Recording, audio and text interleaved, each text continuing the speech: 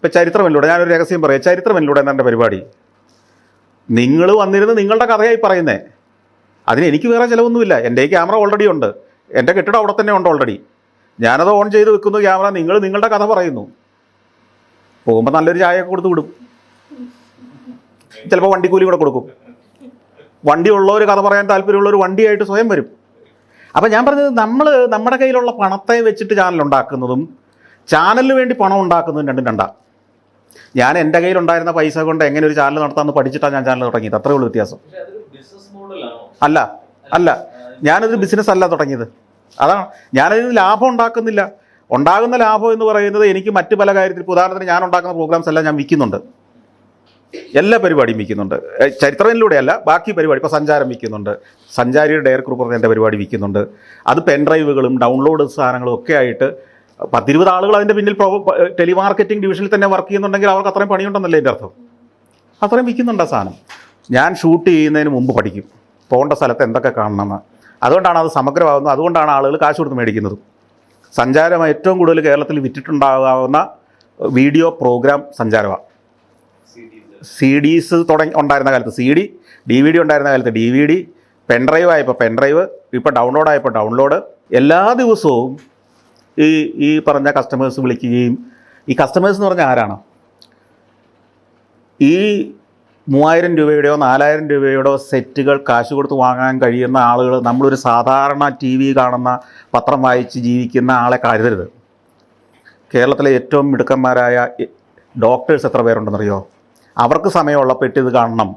ഈ ടെലികാസ്റ്റ് ചെയ്യുന്ന സമയത്തല്ലാതെ എനിക്ക് കാണണമെന്ന് ആഗ്രഹിക്കുന്നവർ, എൻജിനീയർമാർ, ആർക്കിടെക്റ്റുകാർ, പ്രൊഫസർമാർ, കോളേജുകൾ, ഇൻസ്റ്റിറ്റ്യൂഷൻസ്, ഇങ്ങനെ ഞങ്ങളുടെ ഒരു ഡേറ്റാബേസിൽ ഒരു 20,000 ആളുകളുണ്ട്. ഞങ്ങൾ ഏത് പ്രോഡക്റ്റ് ഇറക്കിയാലും വാങ്ങുന്ന റെഗുലർ കസ്റ്റമേഴ്സ്. ഇത് ഇറങ്ങിയെന്ന് അറിഞ്ഞാൽ മതി, അവരപ്പോൾ തന്നെ ആവശ്യപ്പെടും. അപ്പം ഇങ്ങനെയുള്ളൊരു കമ്മ്യൂണിറ്റിയെ നമ്മളുണ്ടാക്കി. ഈ കമ്മ്യൂണിറ്റി ഉണ്ടാക്കുന്നതിൽ പരസ്യമില്ലാത്തൊരു ചാനൽ എന്നുള്ളതും ഡെഡിക്കേറ്റഡ് ആയിട്ടുള്ള ഒരു വ്യക്തി എന്നുള്ളതും ഒക്കെ പ്രധാനമായ കാര്യമല്ലേ. അപ്പം ഞാനീ പറഞ്ഞത്, നമ്മൾ ചില കാര്യങ്ങൾ ചെയ്യുന്നത് വിഡിത്തമായിട്ട് തോന്നുമ്പോൾ മറ്റ് ചില കാര്യങ്ങൾക്ക് അത് ഭയങ്കരമായിട്ട് സപ്പോർട്ട് ചെയ്യും. മനസ്സിലായില്ലേ? ഇത്രയും വർഷത്തെ നമ്മളുടെ എക്സ്പീരിയൻസിൽ നിന്ന് ഇപ്പോൾ ചിലരൊക്കെ വാങ്ങുന്നത് ഈ ചാനൽ നിന്ന് പോകലെന്ന് ഉദ്ദേശിച്ച് വാങ്ങുന്നവരും കാണും. ഒത്തിരി പേരുണ്ട് എൻ്റെ അടുത്ത്. ഞാനിത് മുഴുവൻ കാണുമായിട്ടൊന്നുമല്ല, പക്ഷേ സഫാരിക്ക് എനിക്ക് കോൺട്രിബ്യൂട്ട് ചെയ്യാൻ പറ്റുന്നത് ഇതിൻ്റെ എല്ലാ വർഷവും ഇറങ്ങുന്ന ഓരോ പെൻഡ്രൈവ് വാങ്ങലാണ് എന്ന് പറയുന്ന ആളുകളുണ്ട്.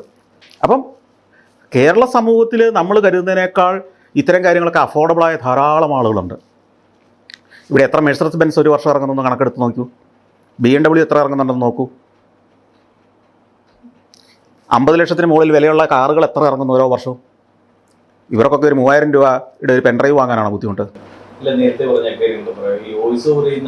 ഞാനതിലേക്ക് വരാം. അതായത് അപ്പോൾ അതുകൊണ്ട് തന്നെ വളരെ സിസ്റ്റമാറ്റിക്കായിട്ട് ചെയ്യുന്നു. ഞാൻ പഠിച്ചിട്ട് പോകുന്നു. ഈ പഠിച്ചിട്ട് പോയി ഷൂട്ട് ചെയ്യുന്നത് എനിക്കൊരു കൃത്യമായ ഒരു ട്രാക്കുണ്ട്. അത് എങ്ങനെയാണ് ഫൈനലി വരേണ്ടതെന്ന് എനിക്കറിയാം. അപ്പോൾ അതുകൊണ്ട് തന്നെ ആ ഷോട്ടുകൾ ഞാൻ എടുക്കുന്നത് അവിടെ എന്താണ് എൻ്റെ വോയിസ് ഓവർ എന്ന് അവിടെ പറയേണ്ടതെന്ന് ഞാൻ തീരുമാനിച്ചുകൊണ്ട് ആ ഷോട്ടുകൾ എടുക്കുന്നത്. മനസ്സിലായില്ലേ? ഇത്രയും സെൻറ്റൻസ് പറഞ്ഞ് തീരാൻ വേണ്ടത്ര വിഷ്വൽസ് ഞാൻ അവിടെ എടുത്തിരിക്കും. എനിക്ക് പറയാനുള്ള കഥയും ചരിത്രവും മുഴുവൻ പറയാനുള്ള അത്രയും വിഷ്വൽസ് ഞാൻ ഷൂട്ട് ചെയ്തെടുത്തോണ്ട് പോരും. അത് ചിലപ്പോൾ 10-20 എപ്പിസോഡിനുള്ളത് ഷൂട്ട് ചെയ്തുകൊണ്ടാണ് ഒരു യാത്ര കഴിഞ്ഞ് ഞാൻ മടങ്ങി വരുന്നത്. ഇവിടെ വന്നു കഴിഞ്ഞാൽ 1 by 1 ആയിട്ട് ഞാൻ എഡിറ്റ് ചെയ്യുന്നത്. എഡിറ്റ് ചെയ്യുമ്പോൾ ഇതേ കഥ എൻ്റെ മനസ്സിലുണ്ട്.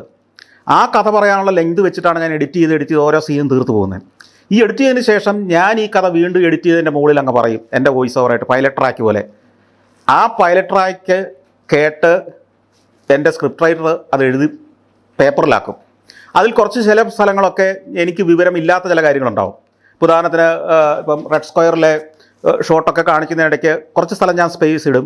ഈ റെഡ് സ്ക്വയർ എന്നാണ് റെഡ് സ്ക്വയറായി മാറിയത്, അതിൻ്റെ ഉൽപ്പത്തിയുടെ ഒരു ചരിത്രം, അതിവിടെ ഇത്ര സെൻറ്റൻസിൽ അവിടെ ഒന്ന് പറഞ്ഞേക്കണം എന്ന് പറയും. അപ്പോൾ അത് റിസർച്ച് ചെയ്യാനുള്ള ടീം ഈ സ്ക്രിപ്റ്റ് റൈറ്റർ ഉൾപ്പെടെയുള്ളത് ചെയ്യും.